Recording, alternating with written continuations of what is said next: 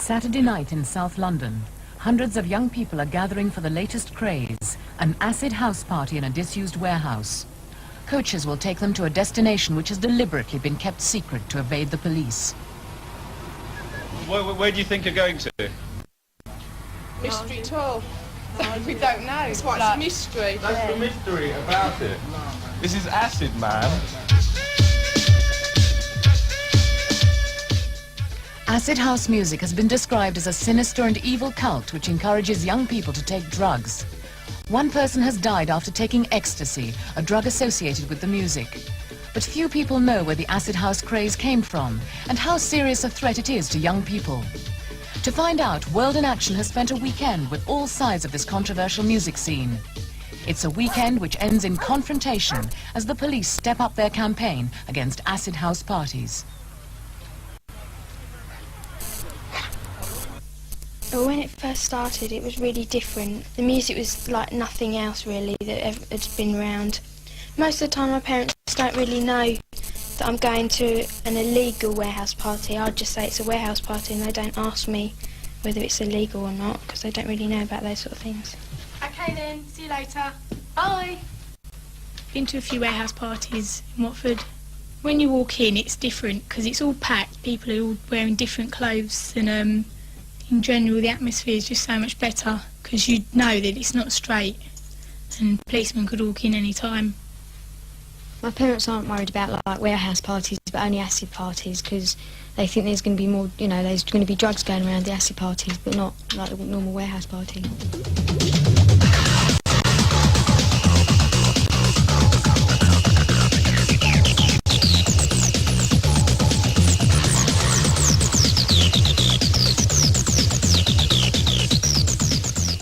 I like acid because it's all freaky, you can move around a lot to it. Clothes are all loose, it's just generally a laugh.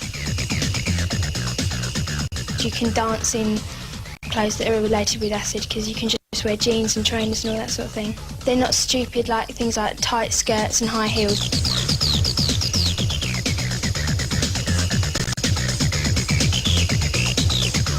Well, acid house, or even if you abbreviate it to house music, started way back in about '83 in Chicago in a club called The Warehouse, where a DJ called Frankie Knuckles was experimenting with a new form of music.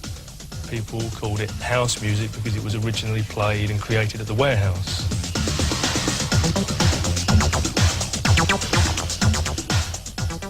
But in Britain it was immediately assumed that the music was linked with drugs because of the use of the 70s smiley symbol and the term acid, which can refer to the drug LSD.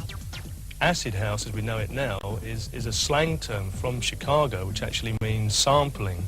The Chicago producers and artists used to call it acid burning when somebody had taken a line or sampled a piece of somebody else's record and used it on their own production. That's where the term acid house came from.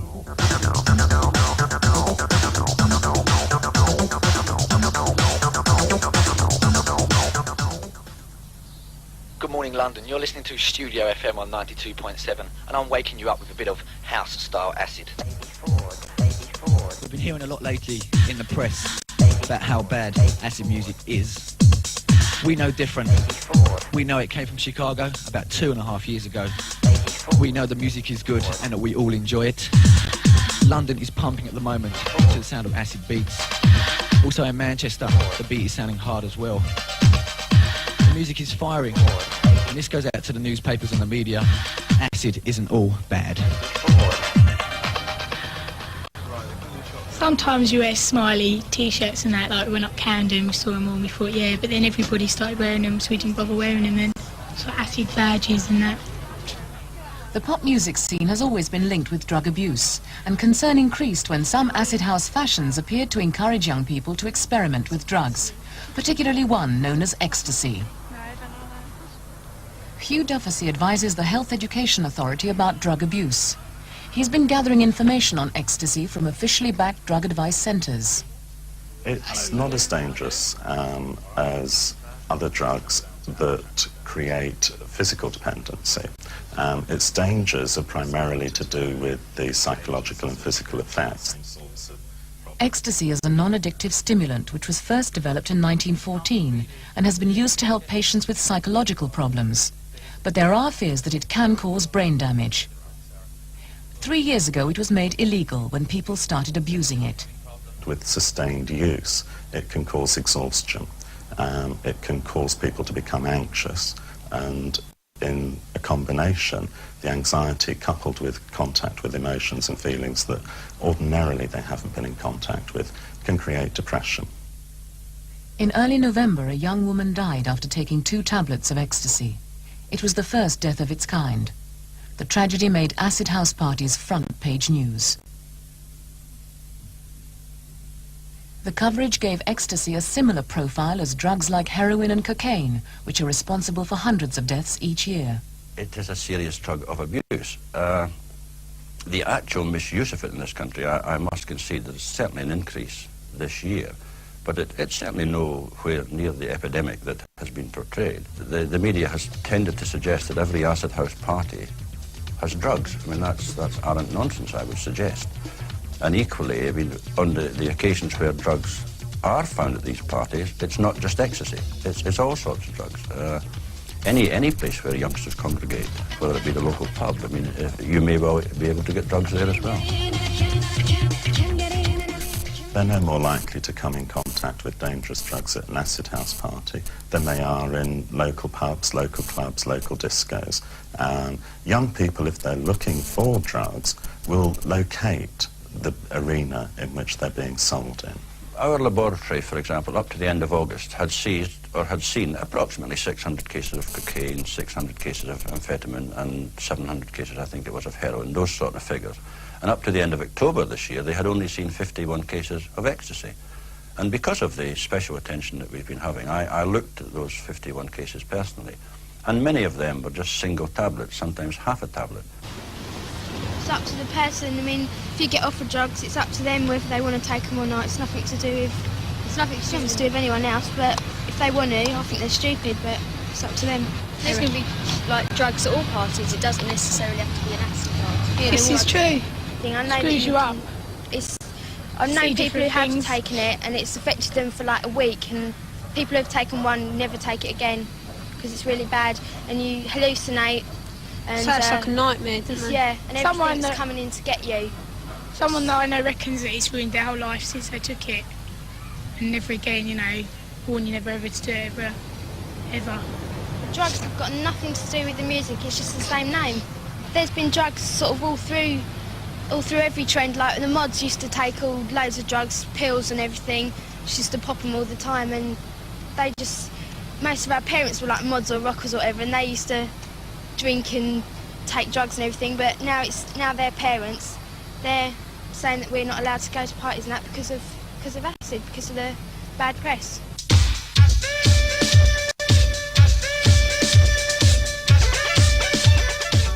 Acid music has had some commercial success, with records like this one, We Call It Acid by D-Mob, getting into the top 10. But the link with drugs has hindered their chances of further success. Gary Haseman, singer with D-Mob, says that since the controversy, 20 engagements have been cancelled.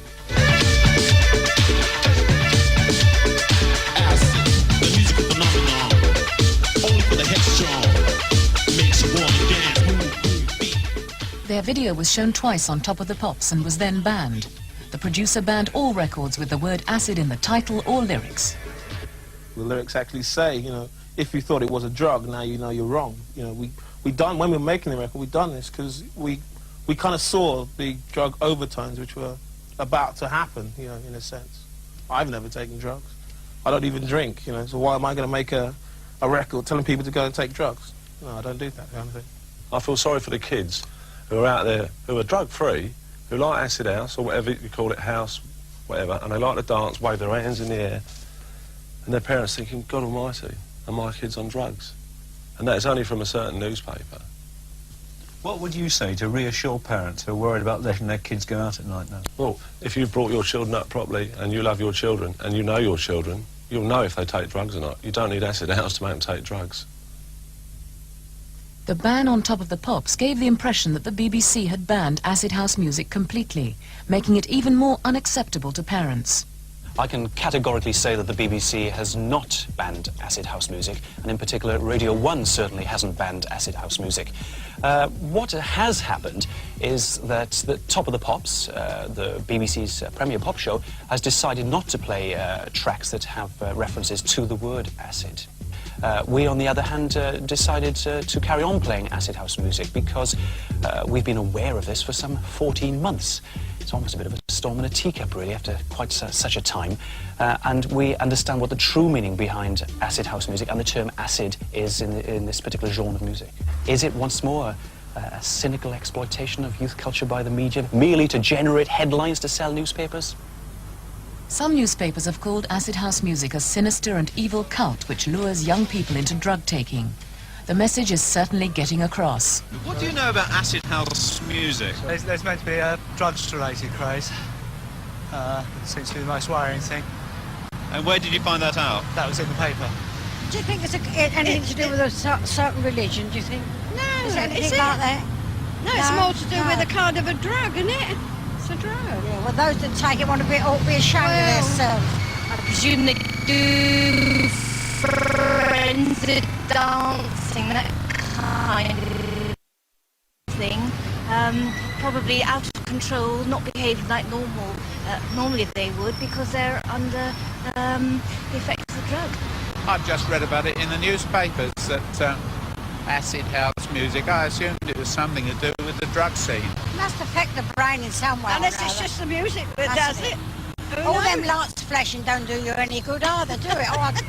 I wouldn't even go in the pub where them lights are. Oh, no, they drive you mad, don't they? It's one of the biggest hypes that have come on the music scene in recent years, and it's the peripheral stories that go with it.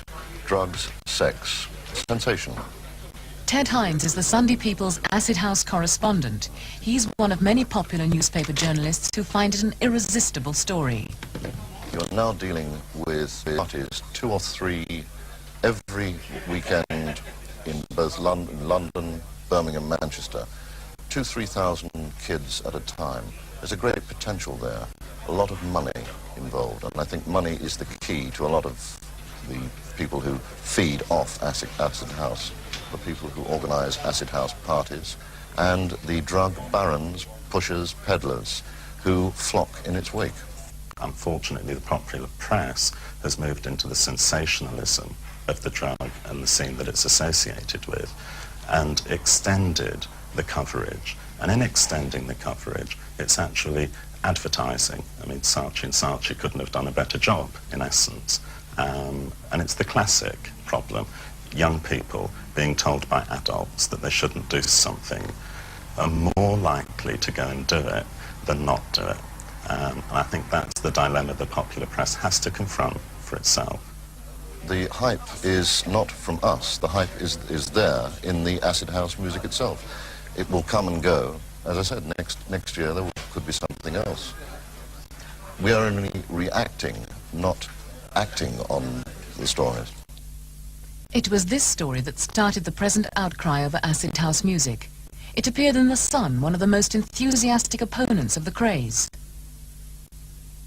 It was ironic 2 months later to find The Sun still warning readers about drugs, but exploiting the success of the music by selling acid house T-shirts.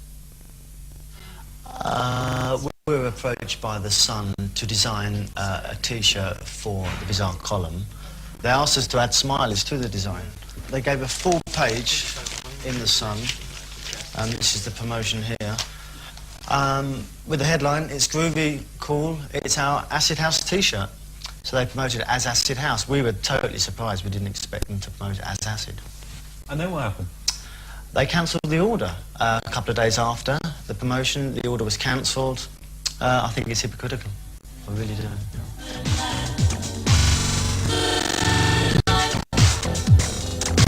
Are you ready, people? Get down tonight. Don't forget the warehouse party. Don't be late. Ow! Get down tonight.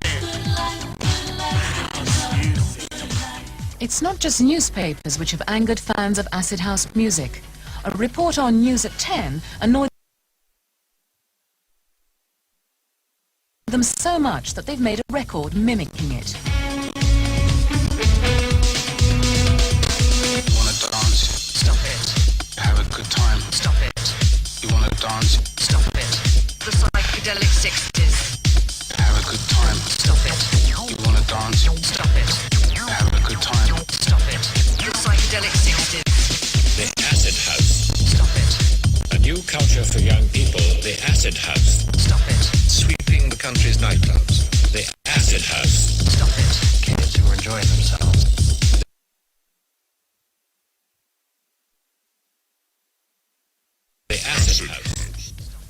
So far, 3 newspapers have named 3 different people as the Mr. Big of Acid House.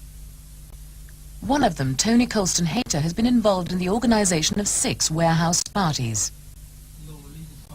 He's so unhappy at the way the media has reported Acid House music that he's producing a video which he believes will set the record straight. Well, the first time I walked into a really properly happening warehouse party, it just totally blew my mind. I couldn't believe that this quantity of people could all be dancing together and nobody looking over their shoulder at someone else or thinking, what does he think, or nobody getting drunk and brawling and whatever. The actual tabloid press have really come up with some outrageous fantasies in their stories that just really don't happen. I mean, sex romps, wild drug-taking parties, it's just all laughable. I mean, everyone knows who was at that party. All the police officers who came and looked at my party, the 2,000 people that were there, all know that this is total lies.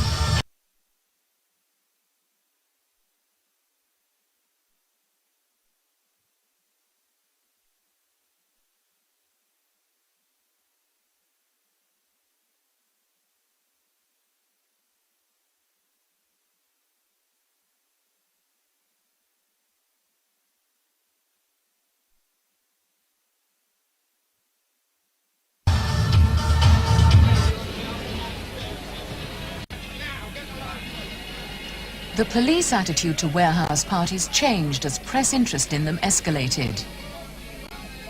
4 weeks ago, Colston Hayter's party in Greenwich attracted 3,000 young people. It also attracted hundreds of police.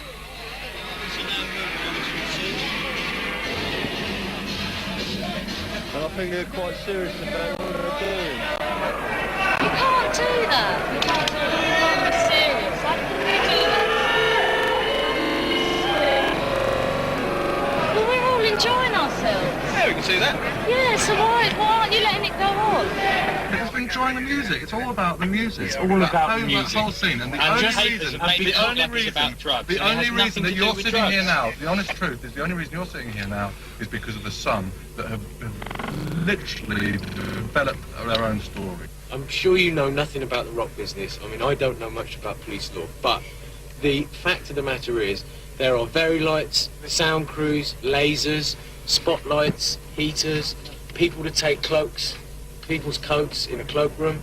There is free refreshment, there's security, there's fire exits. We don't want to discuss the whole matter with you. No, of course We've not. told you our point of view. Excuse me, And that's the reason why we're acting, as I've said.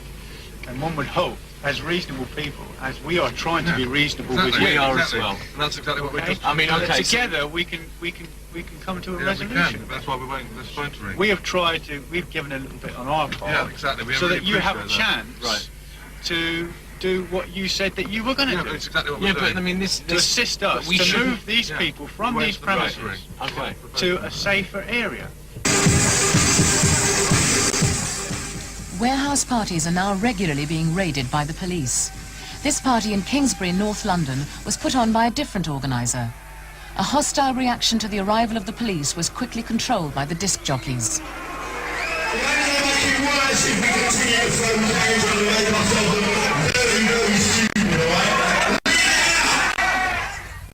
Tonight's biggest acid house party is to be at a disused warehouse in West London. The venue has been kept secret, but already there are problems for the person in charge of security. There's some friends of mine who are running it, and they've discovered their phones have been being tapped all day, which to me is an outrageous waste of, I don't know, police time, home office money, whatever. What evidence have they got for the phones being tapped? Well, it's quite funny actually. My friend Jeremy picked up the phone, and there was recordings of his voice actually speaking to you from the morning, coming out of the phone.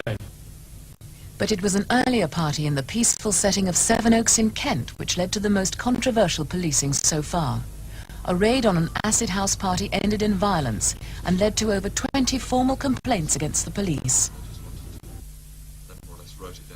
This meeting is being held at the home of Lady Juliet Simpson, whose son was at the party. I can't help but believe these young people.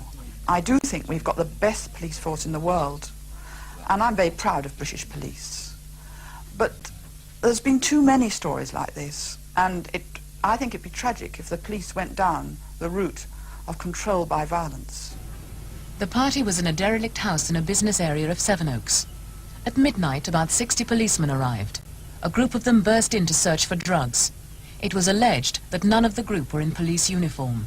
And the first thing I saw, what appeared to be was a bunch of hooligans coming charging through the door with big black sticks flailing in the air, shouting, "Get on the effing floor, you lowlifes." The people that didn't get on the floor immediately were just beaten on the floor, beaten to the floor. It was incredibly mindless violence. With me, they were physically hitting me, although not with clenched fists. They were pushing me in the face, hitting me around the ribs, and generally it seemed to me to be they were trying to provoke me. They were beating me as they took me out. They weren't just roughly handling me.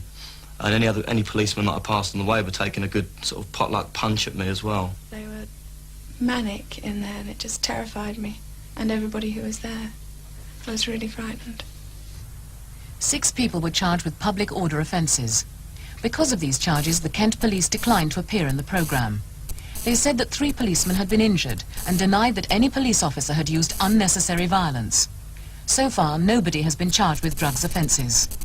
Don't you think it's important that if the police fear that offences, whatever offences are being committed, that they should go in and attempt to do something about the problem?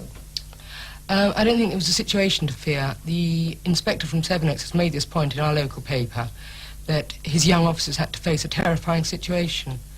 Well, my response to that would be, there's nothing terrifying about going in somewhere and seeing people dancing and girls sipping wine. The police knew there was going to be a party, and they could have stopped it getting going by patrolling the grounds in the early evening, so the music wouldn't have been set up, then there wouldn't have been a party. Instead, someone must have made the decision to let the party get going and then break it up. Some people involved in acid house music accuse the police generally of overreacting to the press stories.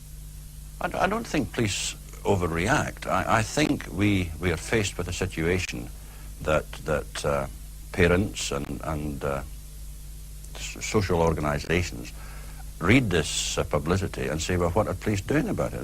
There may be other considerations completely unconnected with drugs. I mean, one has to consider the possible fire hazards, the fact that people have got permission in the first place to be there. There are many, many other considerations that police have, as well as the drug situation.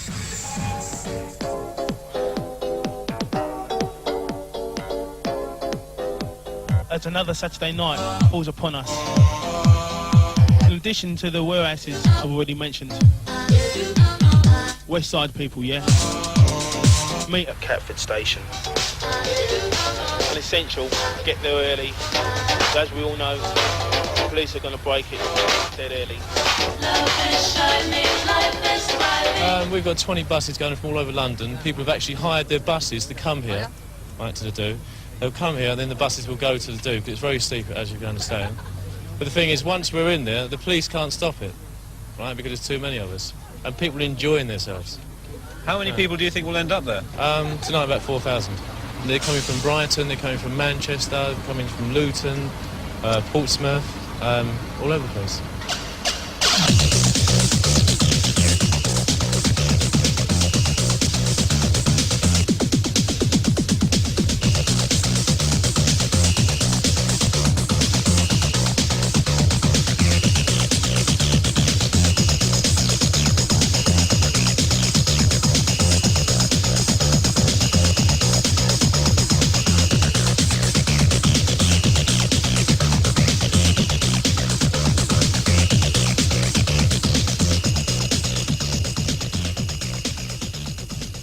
Only a mile away from the warehouse, the bus is intercepted by the police. The party's been closed down, finished.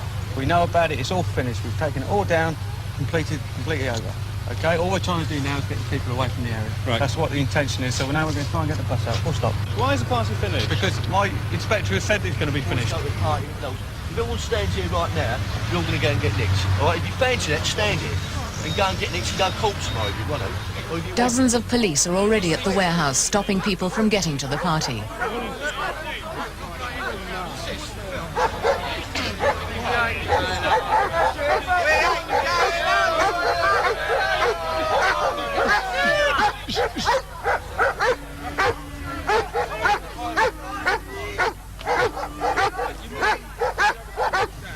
think, you know,